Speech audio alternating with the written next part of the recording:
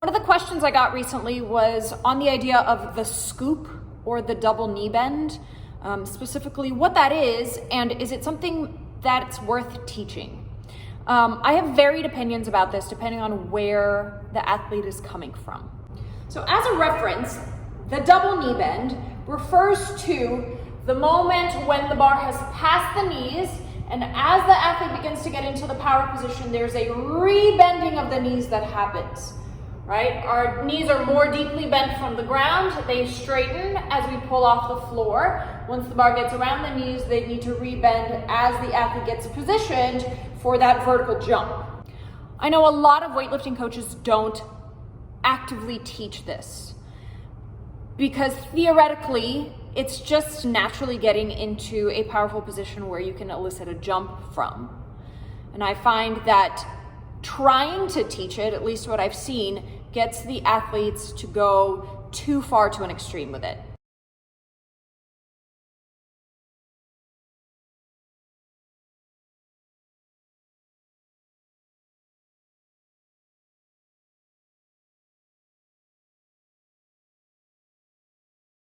So again, that a lot of times will put the athlete behind the bar and then we're not in a good position to move the bar vertically. I have encouraged it in some athletes that I've had that come in that are way too stiff in their legs for too long.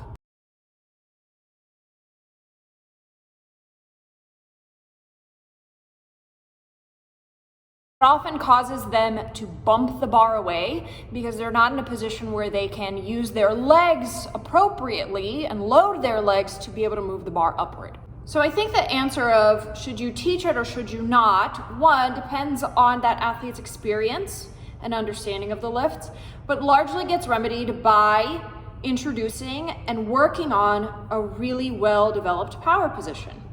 I teach a top-down method, meaning once we understand where the bar is going, we're going to work on the power position repeatedly so that that angle, that position becomes really automatic for the athlete. They don't have to spend a lot of time thinking about it. And then progressively, we go lower and lower down the leg, either with hang variations or from blocks, so that they understand how they're gonna get to that power position, as opposed to having to think about it as a separate entity.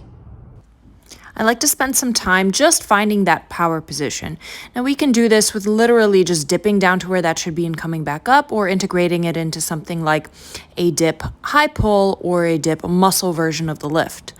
Then we're going to take it into some dip powers, right? See if they can find that power position successfully, and then from there be able to produce force downward into the floor by pushing against the ground with their legs, right? It's really tempting for athletes here to get really hip heavy.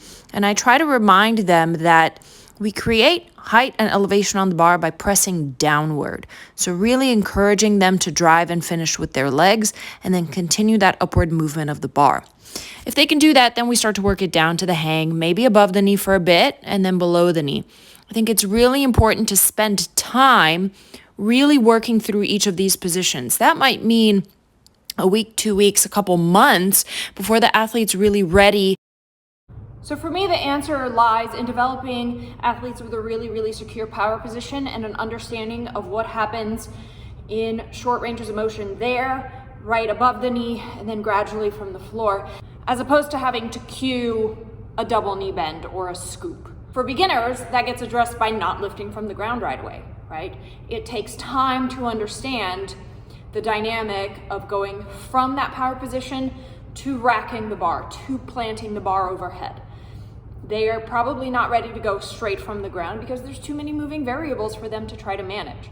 So if you have somebody who's fairly new and they're lifting from the floor a lot, chances are they don't have mastery of each sequence of the lift and can benefit from spending some time isolated on just one range of motion, right? From the high hang, then from above the knee, again, from blocks or from the hang, then right from below the knee, then down to the floor until they've really assimilated a lot of that physicality into one smooth movement instead of having to think about cueing a movement that should happen naturally. Hope that helps. Please leave me comments if you have them. I'm happy to answer any questions. subscribe. That's how we keep the free content coming. See everybody next time.